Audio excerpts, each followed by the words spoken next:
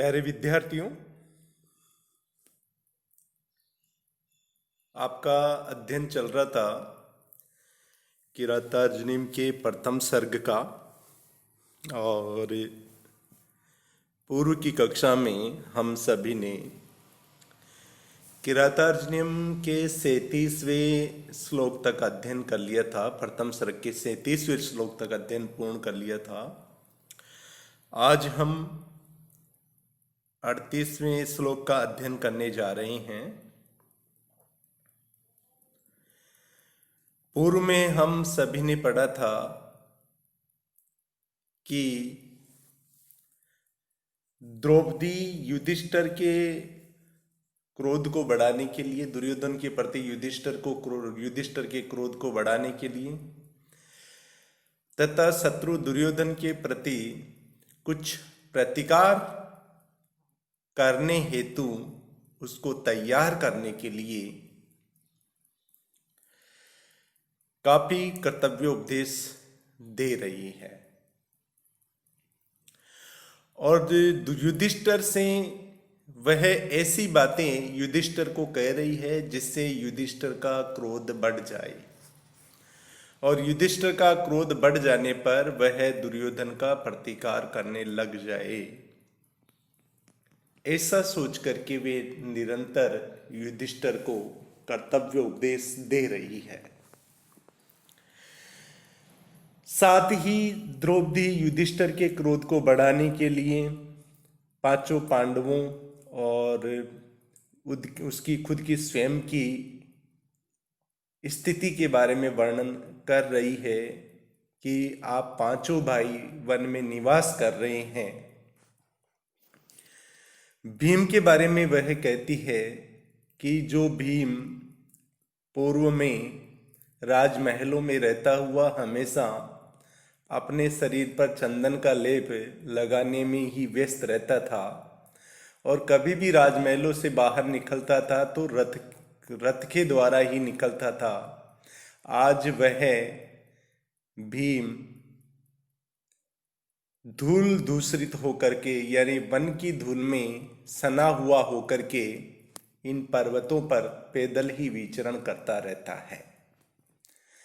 अर्जुन के बारे में द्रौपदी कह रही है कि जो अर्जुन इंद्र के तुल्य, जिस अर्जुन का प्रभाव है या जो अर्जुन इंद्र के तुल्य पराक्रमशाली है, उस अर्जुन ने पूर्व में कुरु जनपद के चारों तरफ के राज्यों को जीत करके और वहां से अत्यधिक रत्न धन धान्य आदि ला करके आपको, बहुमूल्य रत्न आदि ला करके आपको सुपुर्द किए थे। वो अर्जुन आज आपके वल्कल वस्त्रों को लाने में व्यस्त रहता है। तो क्या अर्जुन की यह स्थिति देख करके आपके मन में क्रोध उत्पन्न नहीं होता है? क्या आप दुर्योधन का प्रतिकार नहीं करना चाहते हैं, जो आप इस प्रकार से बैठे हुए हैं धैर्य और संयम को धारण करके? आगे फिर उसी प्रकार से जो नकुल और सहदेव है, माद्री के पुत्र, उनकी भी स्थिति का वर्णन करते हुए द्रौपदी कह रही है, वन में निवास करते हुए उन दोनों की स्थिति कैसी हुई है उसका वर्णन करते हुए द्रौपदी कह रही है कि वन के भागों में या वन की भूमि को ही सैया बना करके सोने से जिनकी पीठ या जिनका शरीर कठोर हो गया है और जिनके बाल बिना संस्कार के बड़े बड़े उलझे हुए घुंघरालू हो गए हैं, वे दोनों भाई, इन दोनों भाइयों को देखते हुए आप अपने धैर्य और संयम को क्यों धारण किए हुए हो, इनको क्यों नहीं छोड़ रहे हो? अर्थात आप दुर्योधन के प्रति प्रतिकार क्यों नहीं कर रहे हो? आगे फिर द्रौपदी कह रही है,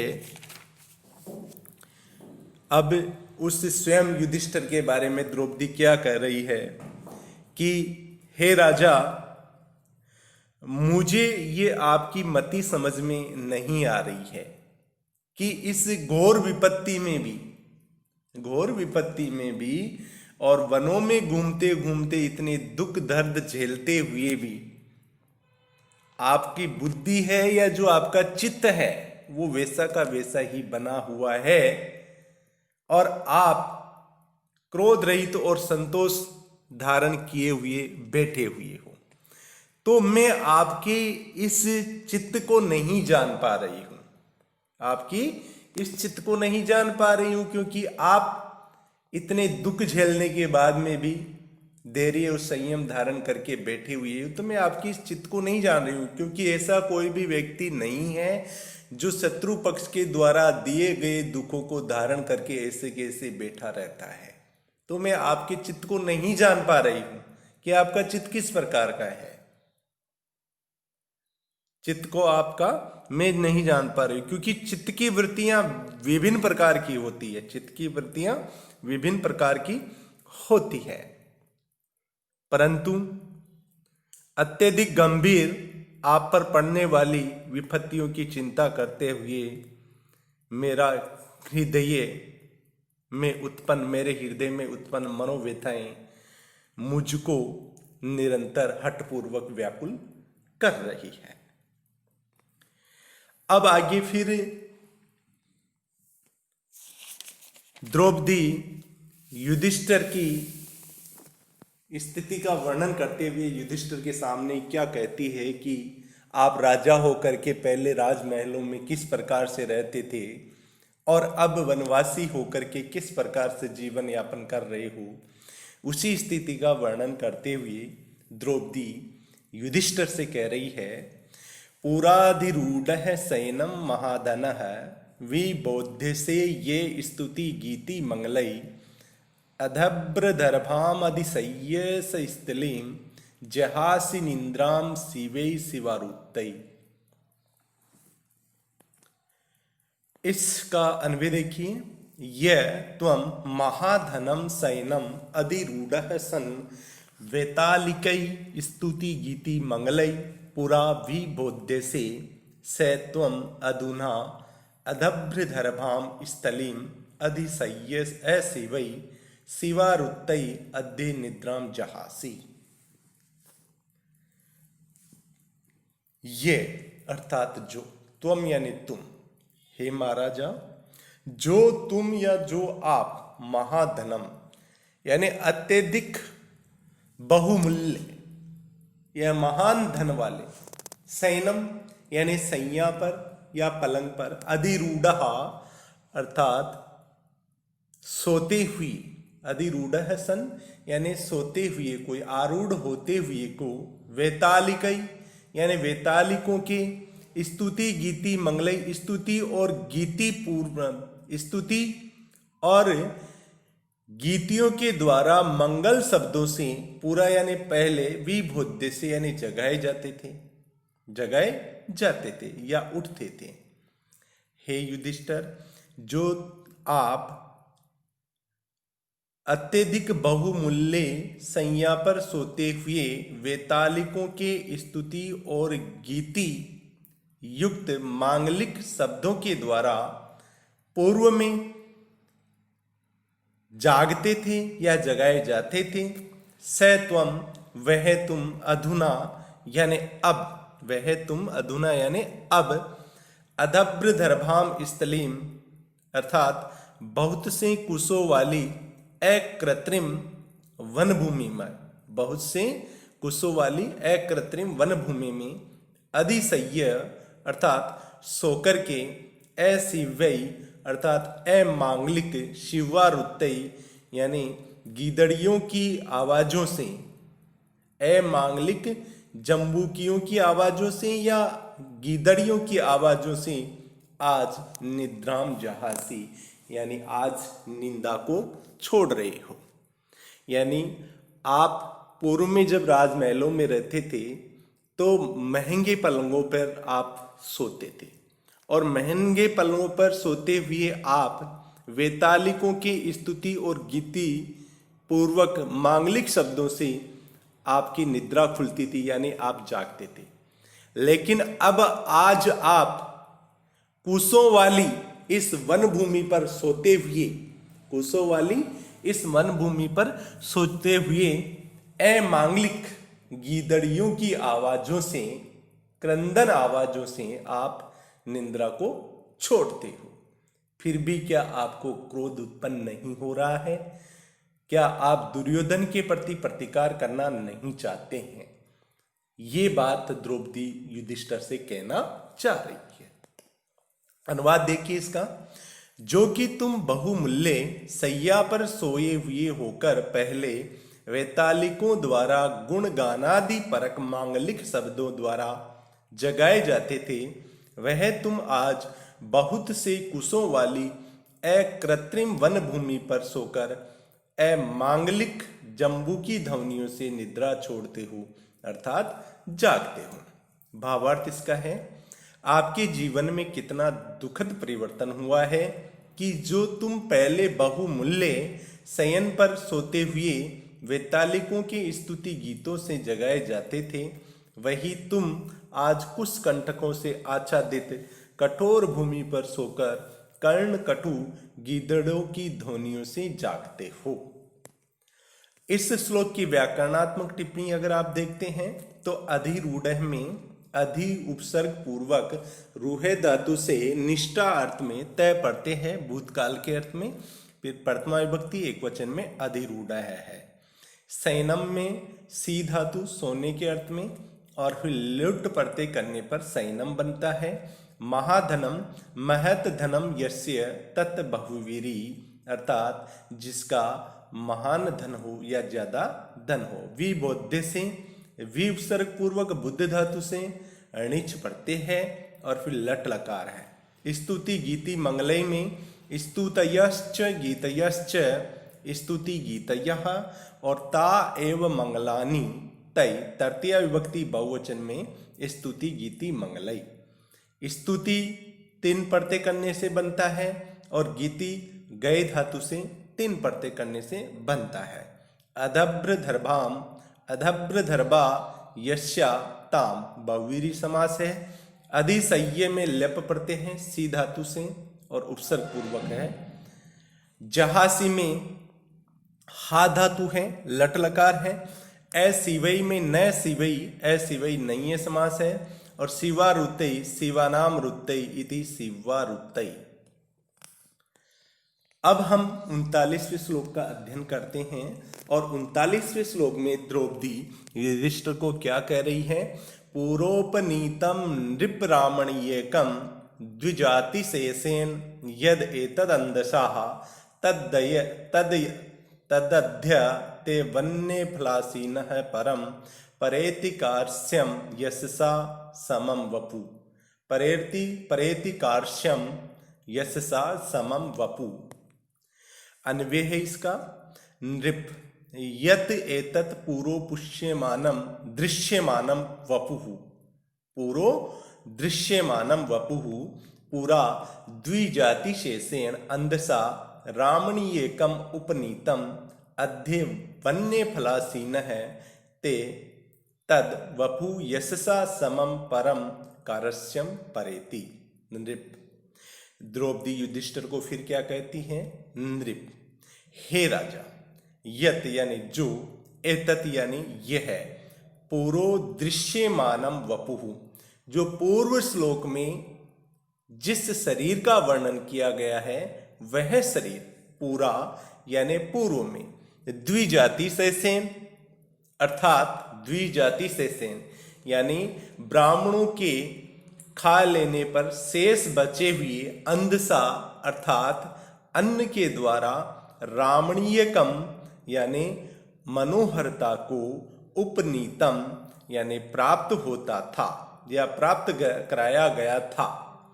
हे राजा युधिष्ठिर, जो एतत् यानी यह आपका पूर्व वर्णित शरीर या पूर्व जो अभी पूर्व में मैंने आपको जो बात कही है आपके शरीर के बारे में, वह आपका शरीर पूर्व में ब्राह्मण आदि के शेष बचे हुए अंध से मनोहरता को प्राप्त कराया जाता था। अद्य आज वह शरीर वन्य फलासीनः अर्थात वन्य या वन में उत्पन्न होने वाले फलों को खाने वाले तुम्हारा, अद्य आज वन में उत्पन्न फलों को खाने वाले तुम्हारा तद्वपु वह शरीर यशसा यानी यश के समम, यशसा समम यानी यश के समान, परम कार्श्यम परेति अर्थात अत्यधिक कृष्णता को प्राप्त हो रहा है। अर्थात इस श्लोक में द्रौपदी युधिष्ठिर को कहना चाह रही है कि आपका यश भी कृष्णता को प्राप्त हो रहा है। इस बात को वह कह नहीं रही है, फिर भी इस श्लोक में वो बात स्पष्ट हो रही है कि युधिष्ठिर का यश भी लगातार कम होता जा रहा है। अर्थात लगातार युधिष्ठिर का यश बढ़ रहा है, क्योंकि वह दुर्योधन के द्वारा दी गई यातनाएं सहन करके वन में ही निवास कर रहा है और वन के कंद फूल खाकर ही जीवन व्यतीत कर रहा है। तो जो उसका यश था वह यश भी कम हो रहा है और उस यश के समान ही उस युधिष्ठिर का शरीर भी कमजोर पड़ रहा है, कृष्णता को प्राप्त कर रहा है।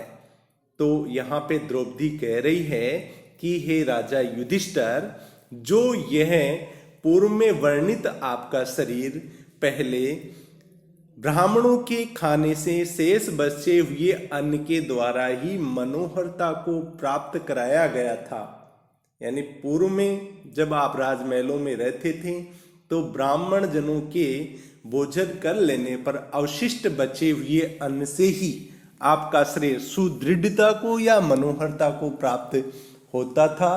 वह आज आपका शरीर वन्य फलों को खाने से निरंतर कृष्णता को प्राप्त हो रहा है, अर्थात निरंतर कमजोर हो रहा है और यह निरंतर कमजोर यश के समान ही हो रहा है, क्योंकि युधिष्ठिर का यश भी कम हो रहा था।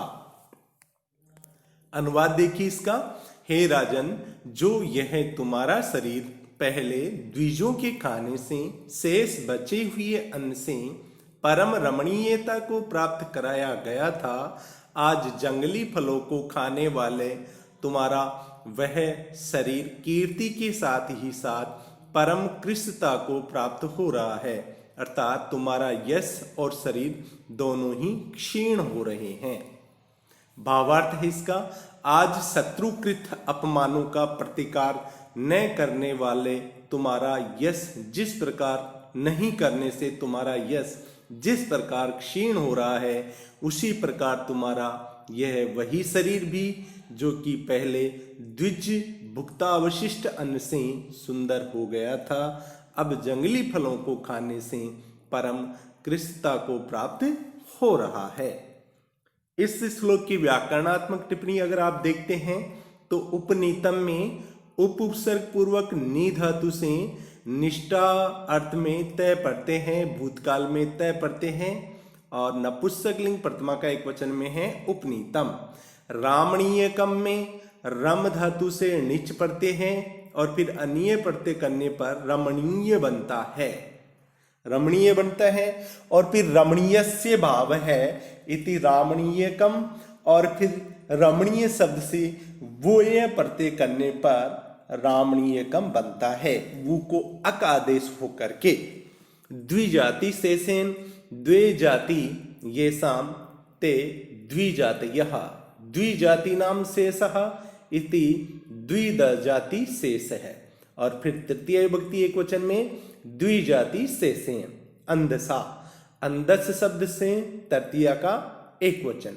वन्य फलासीन है वने भवम इति वन्यम, यानी वन में उत्पन्न होने वाला वन्यम कहलाता है, वन शब्द से यद प्रत्यय करने पर, और वन्यम फलम इति वन्यम वन्य फलम और वन्यम फलम अस्नाति इति वन्य फलासी, यानी वन्य फल को खाने वाला, वन्य फल प्लस अस धातु प्रीणिनी प्रत्यय फिर षष्ठी एक वचन में वन्ने फलासी नहा। परेति में परा प्लस इणगतो धातु लट लकार। कारस्यम में कृशस्य भावः इति कारस्यम। संज्ञे पढ़ते हैं कृष शब्द से। प्यारे विद्यार्थियों, आज का अध्ययन यही समाप्त करते हैं। धन्यवाद।